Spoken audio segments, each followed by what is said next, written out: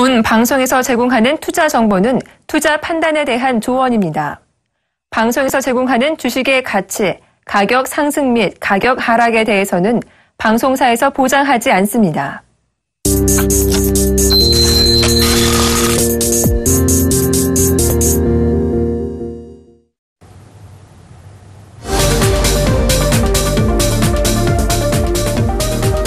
네, 안녕하세요. 종목세일즈 오현진 멘토입니다. 최근에 굉장히 어려운 시장이 좀 진행이 되고 있기 때문에 시청자분들께서 포트 관리에 어려움을 많이 느끼고 계실 것 같은데요. 이런 시장에서도 시장 수익률을 상회할 수 있을 만한 좋은 종목은 분명히 있습니다. 앞으로도 이런 종목들 적극적으로 제가 매주 금요일 동안 공략해 드리도록 할 테니까요. 제가 가지고 나온 종목세일 종목들 좀 관심을 가져주시면 좋을 것 같습니다. 자, 그럼 본격적으로 시작을 하기에 앞서서 시황부터 좀 간단히 살펴보고 넘어가도록 하겠습니다. 우선 최근에 있어서 이렇게까지 시장이 하락하고 있는 이유, 대외 리스크에 의한 시장 부담이 지속되고 있다라고 보시면 되겠죠.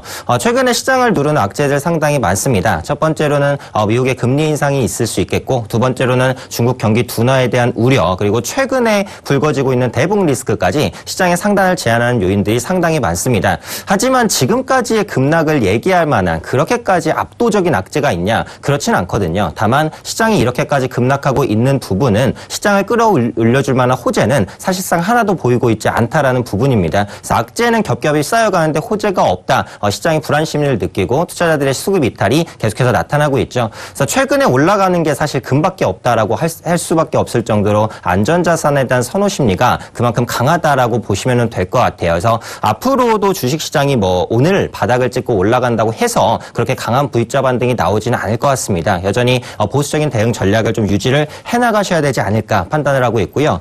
다만 시장의 긍정적인 부분을 조금 말씀을 드리자면 일단 선물지수입니다. 오늘장 선물지수가 1.75% 정도 하락하는 모습이 나타나고 있죠. 그런데 현물지수는 1.86% 정도 하락하는 모습들, 선물의 하락폭이 현물의 하락폭보다 잦습니다. 그래서 그 생각을 먼저 말씀을 드리자면 향후 시장에 대해서는 오늘이 바닥일 수도 있다는 기대감을 어느 정도 투자자들이 가지고 대응을 하는 것이다라고 보고 있고요. 전반적인 수급을 보시면 코스닥 시장에서 외국인과 기관 투자자는 매수하는데 개인만 매도세가 나오고 있습니다. 보통 이렇게 개인의 투매가 나올 때는 시장의 바닥이었던 적이 많았기 때문에 이번에도 그럴 수 있을 것이라는 가능성 생각해 보시고요. 다만 그렇다고 현재 시점에서 적극적으로 종목을 공략해야 되냐?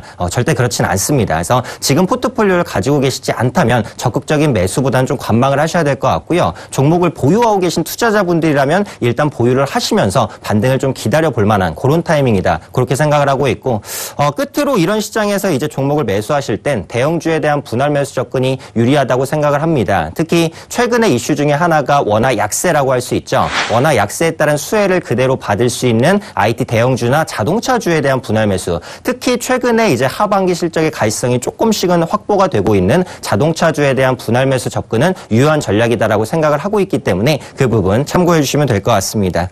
자, 시황은 이제 여기까지 좀 살펴보도록 하고요. 제가 가지고 있는 포트폴리오 화면으로 확인해 보도록 하겠습니다.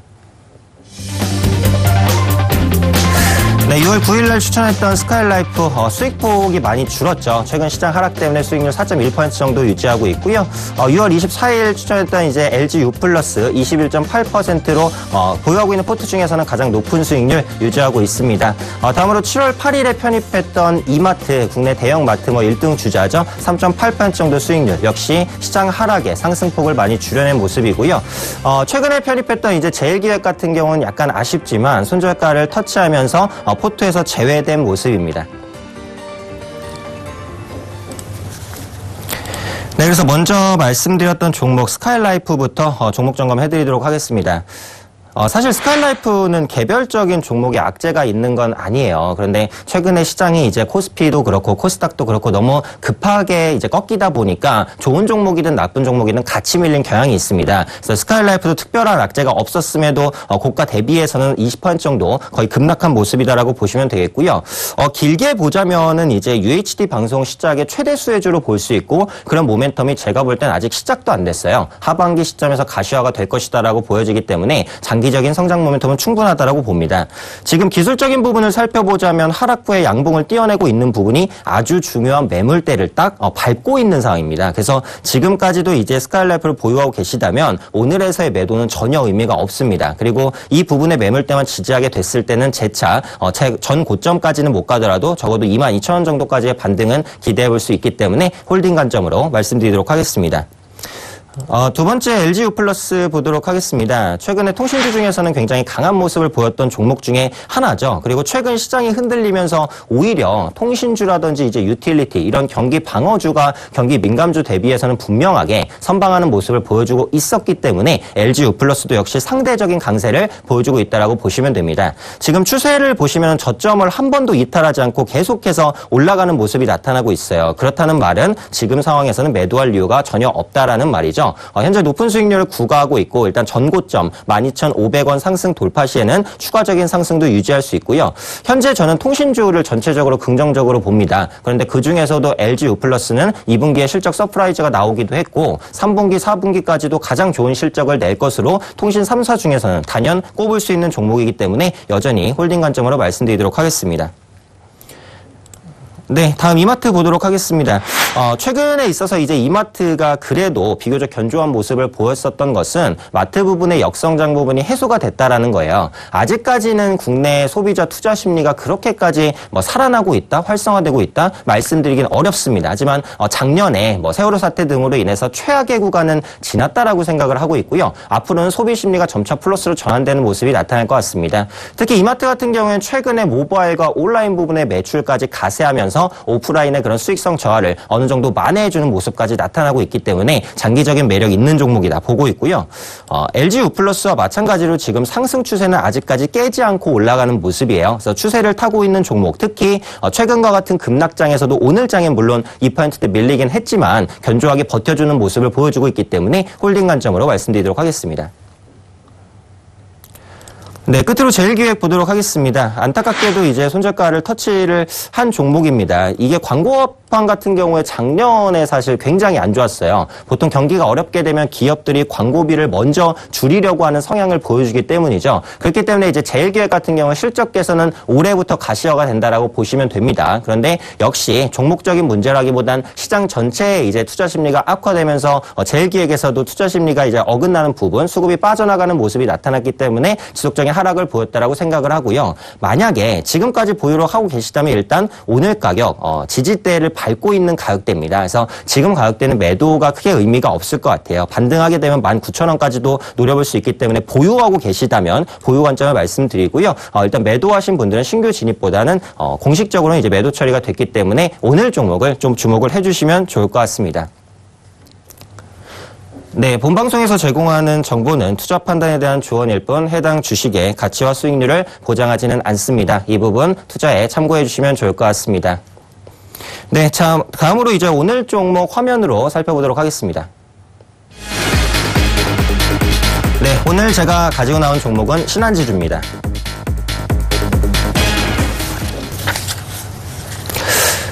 네, 신한지주는 이제 모든 분들이 아실 만한 국내 유명한 이제 은행사, 그리고 또 대형 은행사 중에 하나다라고 말씀드릴 수 있을 것 같아요. 오늘 제가 이제 신한지주를 가지고 나온 요인은 신한지주 하나뿐만이 아니라 앞으로 이제 은행 업종 자체를 제가 긍정적으로 보고 있기 때문이다라고 보시면 될 것 같습니다. 일단 은행 업종 자체에 대해서 좀 전반적으로 전망을 해드리면요. 국내 은행업황 자체가 예전보다는 지금 훨씬 더 좋아지고 있다라고 보시면 될 것 같아요. 예금이 둔화되는 부분들, 대출 성장이 저하되는 부분들, 최근에 중소형 대출이 살아나고 있고 또 주택담보대출도 개선되는 모습들이 전체적으로 나타나고 있습니다. 그렇기 때문에 앞으로 은행 업화는 최악의 구간은 지났다라는 생각을 가지고 있고요. 또 은행 업종에서 가장 큰 리스크라고 한다면 대규모 예금 이탈이라고 볼 수 있을 것 같아요. 왜냐하면 금리가 계속해서 낮아졌기 때문에 은행에 예금을 해봤자 이자가 이제 몇 푼 안 되는데 이 이자 받아서 뭐 하겠느냐 하시는 분들이 많아졌습니다. 그래서 예금에서 빼서 펀드라든지 다른 이제 채권 쪽으로 넘어가신 분들 분들이 많았는데 그러면서 이제 예금 이탈에 따른 그런 자금 조달 비용의 증가에 대한 그런 우려감이 굉장히 컸었죠. 하지만 최근에 있어서는 이제 빠져나갈 자금은 거의 다 빠져나갔습니다. 앞으로 대규모 이탈은 없을 거라는 점에서 은행의 건전성은 예전보다 개선될 수 있을 것이다라고 보고 있고요.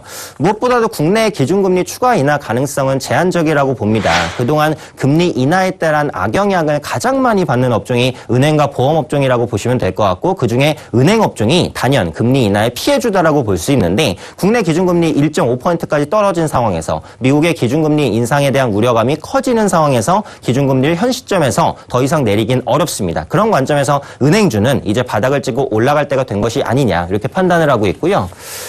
은행주의 순이자 마진 추이를 한번 보도록 하겠습니다. 과거에는 2%까지 보였었던 순이자 마진 추이가 지속적인 하락을 보여주면서 1.4%까지 떨어진 모습입니다.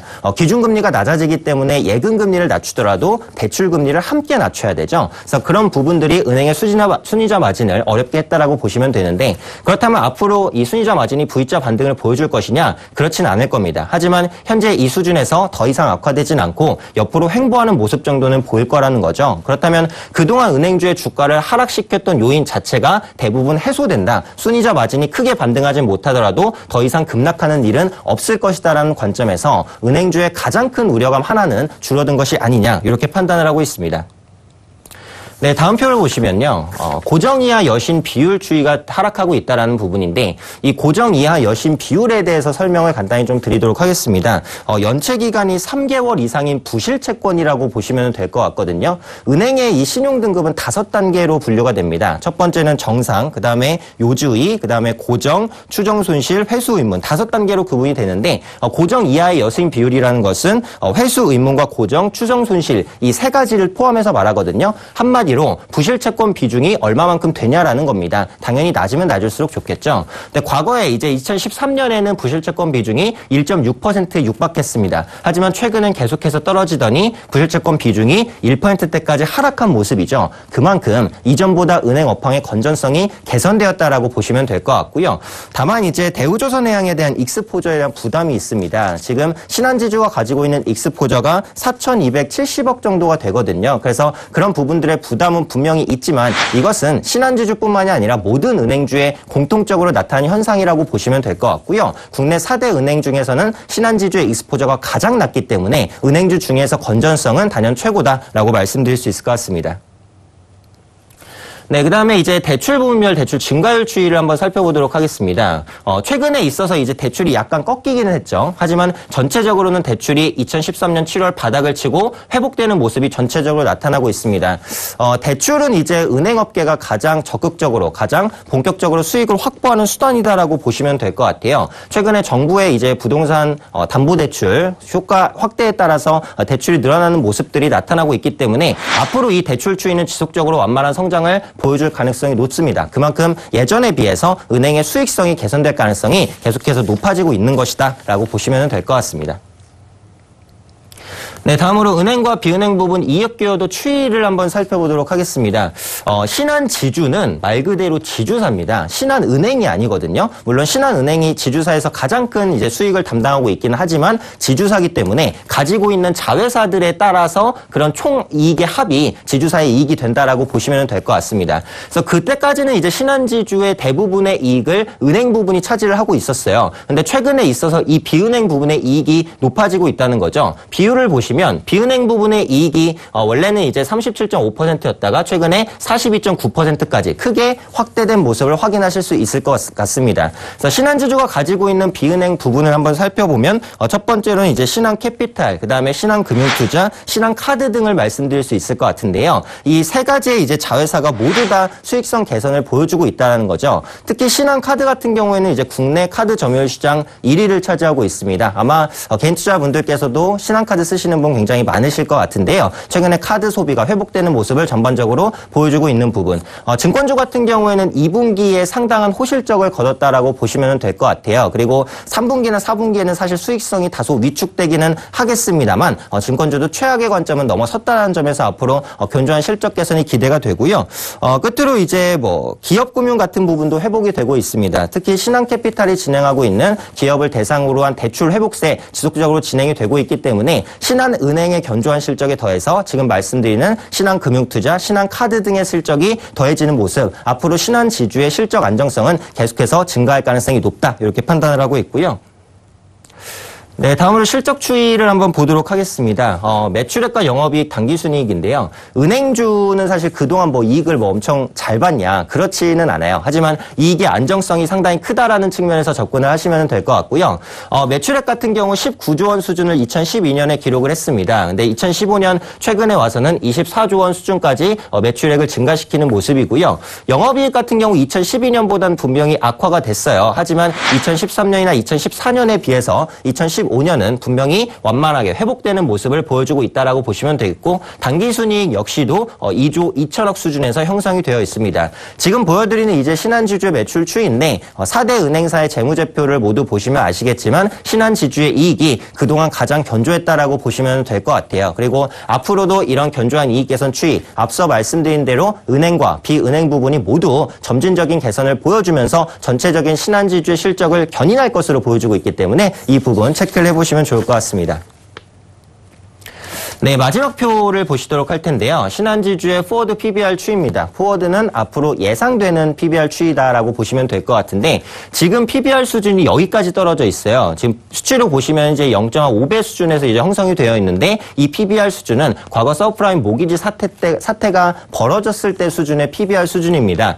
이렇게 제가 직선을 살짝 그어보면요. 현재 진행되고 있는 이제 PBR 부분이 과거 이제 유럽 은행 사태라든지 아니면은 서브프라임 사태와 비슷한 수준까지 떨어져 있어요. 그런데 요즘에 이제 주가가 폭락하긴 했지만 지금의 위기 사태가 예전에 그 서브프라임 모기지 사태라든지 아니면 유럽 사태만큼 큰 악재를 가지고 있냐? 그렇지는 않다라고 보거든요. 그래서 그런 관점에서 봤을 때 과도한 하락이라고 생각을 하고, PBR 부분 역사적인 저점까지 왔기 때문에 현재 수준에서 상승한다고 장담할 수는 없지만 하방 경직성은 어느 정도 갖춘 안정적인 주식이 되지 않을까, 이렇게 판단을 하고 있습니다. 그리고 앞으로 이제 연말 배당 수익률이 약 2.5% 정도, 은행주 중에서는 이제 우리은행 다음으로 높은 배당을 실시할 것 같고요. 은행주도 정부의 요구 때문에 앞으로 배당을 적극적으로 늘리려는 움직임들 보여줄 가능성이 높다라는 측면에서 현 시점에서 충분히 매력적인 구간에 있는 종목이다라고 보고 있습니다. 다만 최근에 어찌되었던 간에 시장이 상당히 흔들리고 있기 때문에 신한지주를 일단 매수를 하실 때, 제가 잠시 후에 이제 매수가를 드리겠지만 한 번에 매수하시는 것보다는 약 두세 차례 정도 그 가격권 내에서 아니면 약간 더 떨어졌을 때 분할 매수로 조금씩 모아가시는 것이 유리하다라고 말씀드리고 싶고요. 신한지주는 은행주입니다. 은행주는 어떠한 경우에도 V자로 이제 크게 올라가는 경우는 거의 없어요. 아주 긴 시각으로 접근을 하셔야 되거든요. 그래서 매수를 하실 때 역시 매수 기간을 3개월에서 6개월 정도 충분히 긴 시각, 긴 호흡으로 접근을 하셔야 되지 않을까, 이렇게 판단을 하고 있습니다. 자, 그럼 신한지주에 대한 기업 설명은 여기까지 전체적으로 말씀을 드리도록 하고요. 가장 궁금하실 가격 전략은 화면으로 만나보시도록 하겠습니다. 네, 신한지주의 매수가 41,000원에서 41,500원으로 잡아드리도록 하겠습니다. 그리고 목표가는 46,000원이고요. 손절가는 39,500원으로 설정해드리도록 하겠습니다. 네, 신한지주의 차트 보면서 말씀드리도록 하겠습니다. 이제 먼저 매수가인데요. 앞서 말씀드린 대로 매수가는 41,000원에서 41,500원 사이입니다. 근데 현재가가 이제 41,700원 수준에서 형성이 되어 있죠. 그래서 현재 주가에서 다소간의 이제 하락이 있을 때 분할 매수 관점으로 접근하시면 좋겠다라고 말씀을 드리고 싶고요. 지금 긴 시각으로 보자면 신한지주가 사실 추세는 횡보로 좀 진행이 되고 있는 상황입니다. 그래서 이 박스권 내에서 계속해서 움직이고 있는 상황인데, 박스권 하단 구간이기 때문에 가격적인 매력이 있다라고 보고 있고요. 앞서 말씀드렸듯이 그동안 은행주를 눌렀었던 가장 큰 악재, 순이자 마진 하락이 제한적이고, 또 비이자 부문, 그러니까 은행 이외에 다른 지주 자회사로서의 수익 개선도 계속해서 기대해 볼 수 있는 만큼 이 부분 체크를 해보시면 좋을 것 같고요. 매수하시게 됐을 때 이제 노려보실 수 있는 가격은 46,000원 정도가 될 것 같습니다. 역시 이전에 고점이 되는 저항대, 1차적인 반등을 했을 때 노려볼 수 있는 가격대, 아까 말씀드렸듯이 투자 기간은 약 3개월 이상에서 6개월 정도까지로 여유있게 보시자라는 관점이고요. 손절가는 39,500원 정도로 설정을 해드리도록 하겠습니다. 39,500원은 하락을 했을 때 지지가 될 수 있는 가격, 39,500원을 만약에라도 하향 이탈하게 된다면 추세적으로 완전히 하방으로 꺾이는 가격대이기 때문에 이 부분은 지켜서 매수해 주시면 좋을 것 같고요. 끝으로 최근에 은행주에 대한 외국인의 수급이 상당히 좋습니다. 특히 신한지주 같은 경우에는 외국인과 기관의 수급, 쌍끌이 매수세가 함께 들어오고 있는 종목이기 때문에 저는 은행주 시장주 전반을 앞서 말씀드린 대로 모두 긍정적으로 보지만 특히 신한지주가 수급적인 실적적인 매력에 있어서는 가장 좋은 종목이 아닐까 이렇게 판단하고 있습니다. 네, 지금까지 이제 종목에 대한 설명을 드렸고요. 어려운 시장이지만 제가 말씀드리는 전략을 모두 지켜주신다면 크게 무리 없이 투자 가능할 것이라고 생각을 합니다. 저는 다음 주 금요일에 뵙겠고요. 좋은 수익 거두시길 바라겠습니다. 감사합니다.